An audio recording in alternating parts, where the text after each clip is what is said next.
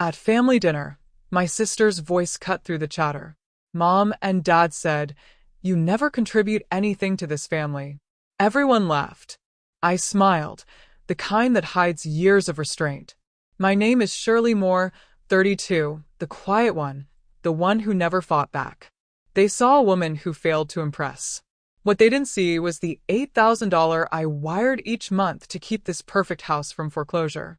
I'd been buying their peace while they sold my dignity. So when Lauren said I'd never contributed, I finally agreed. Perfect, I told them. Then the payment stopped today. Dad choked on his drink. Mom went pale. They wanted truth. They got an invoice. The roast chicken sat in the center of the table, golden and perfect, like everything my mother touched. She believed beauty could hide rot. And maybe she was right for a while. Lauren kept talking. Marble countertops, heated floors, another renovation bought on credit and pride. Derek smiled like a man auditioning for approval. Mom beamed. Dad sipped his wine, pretending he didn't hear the tension in the air. I cut my food into smaller pieces. That was my ritual. Stay quiet. Stay invisible. Let their words roll over me like smoke. Then Lauren's tone changed. "We've been talking," she said, squeezing Mom's hand. "It's time we address something as a family." The air thickened. Even Tyler stopped fidgeting. "You're 32, still renting. Still driving that old car. You're not moving forward, Shirley. You're not contributing. You're just existing." Each word landed like a pin pulled from a grenade. Aunt Patricia nodded. Mom dabbed her eyes as if pity were compassion. Dad wouldn't meet my gaze. "I have a good job," I said quietly. "I pay my bills." Lauren laughed soft and cruel. "Are you sure you're not just surviving?" Silence spread like smoke after a fire. Forks scraped plates. Someone's glass clinked too hard. Mom finally looked at me, eyes full of apologies she'd never say. Dad shifted in his chair, his guilt too heavy to mask. I swallowed the heat rising in my throat. Let them think they'd broken me. Because sometimes surrender isn't defeat. It's strategy. They thought they'd silenced me. They just taught me where to aim. And somewhere under that perfect chandelier, I started planning my exit. That night, I couldn't sleep. The roast still lingered like guilt. Laughter replayed sharp as glass. Applause echoed longer than the words. I sat on my balcony. City lights breathing below. 1,000 windows.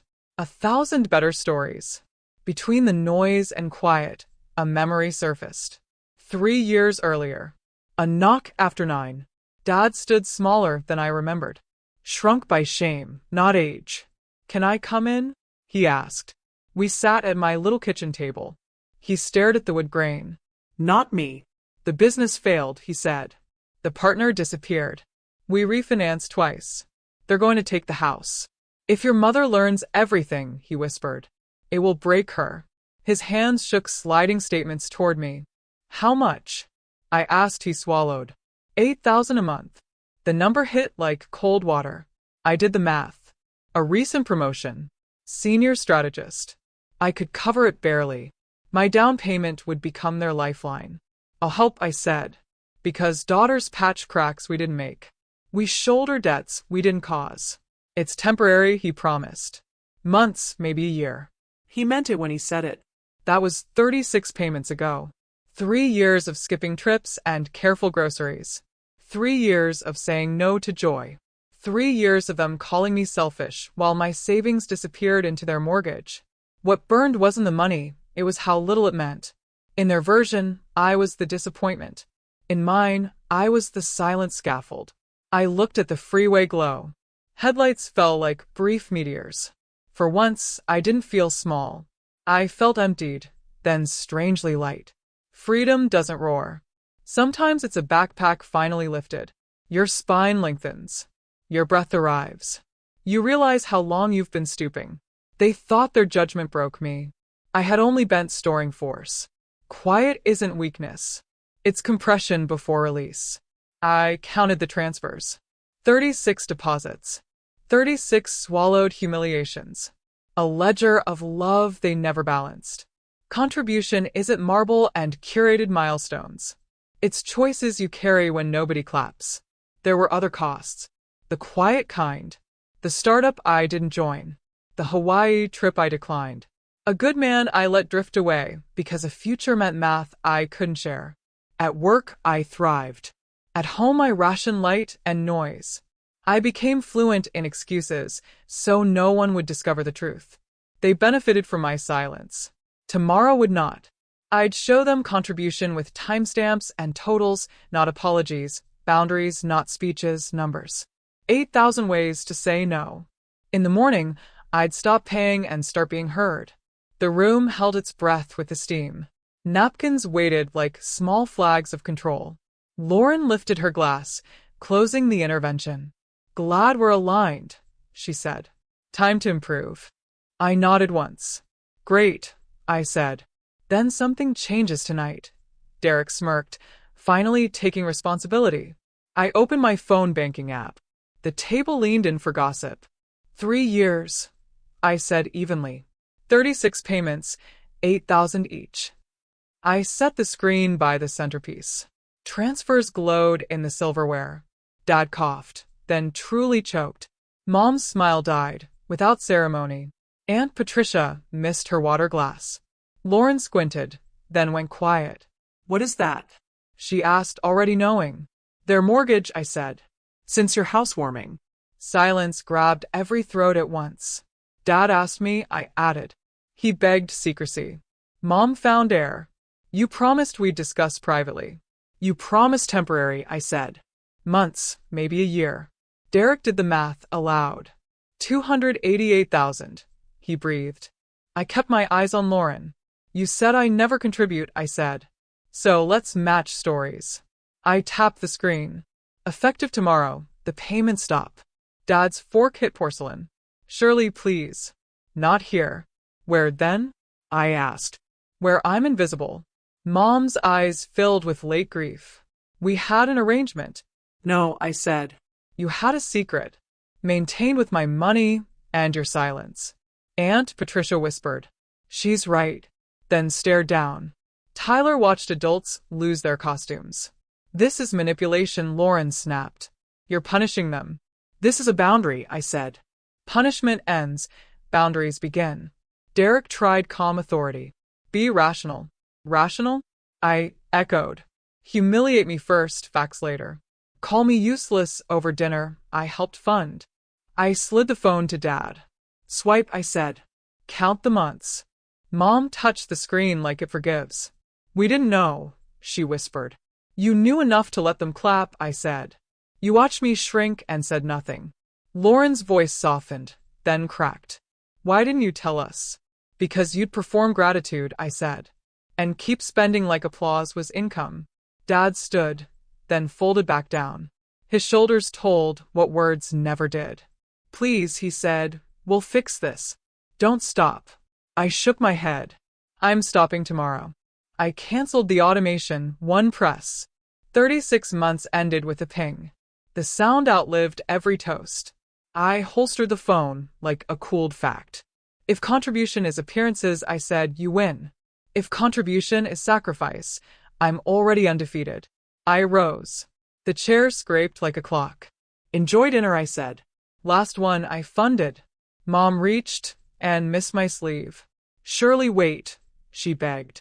I paused beneath the chandelier's plain light. Start contributing, I said to the truth. I turned at the doorway once.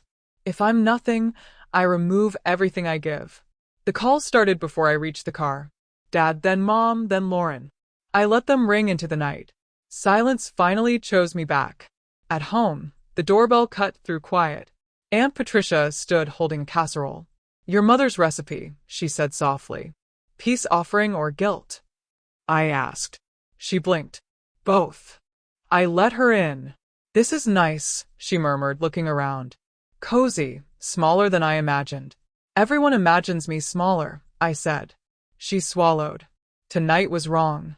You nodded along, I replied. I believe the performance, she said. I'm sorry. Sorry is cheaper than honest, I answered. She's devastated, Patricia said of Mom. She's devastated, the mirror cracked, I said. Not that I bled polishing it. Patricia had nothing left. She left the dish. And silence, Lauren called again. Then again, the fourth time I answered. Please, she said. Can we talk? Her voice sounded human for once. Morning. A coffee shop with fogged windows. No audience, just us and steam. Lauren looked smaller without applause.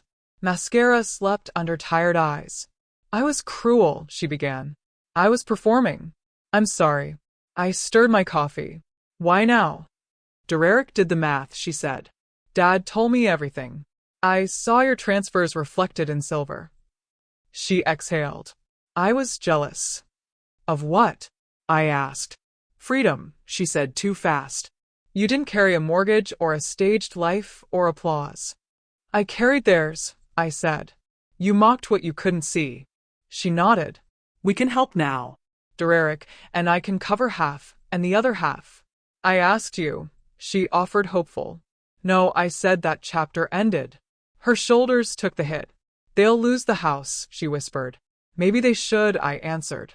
Downsize, unlearn, pay with reality. You don't mean that. I do, I said calm. They spent my compassion like credit. Called it concern, then clapped.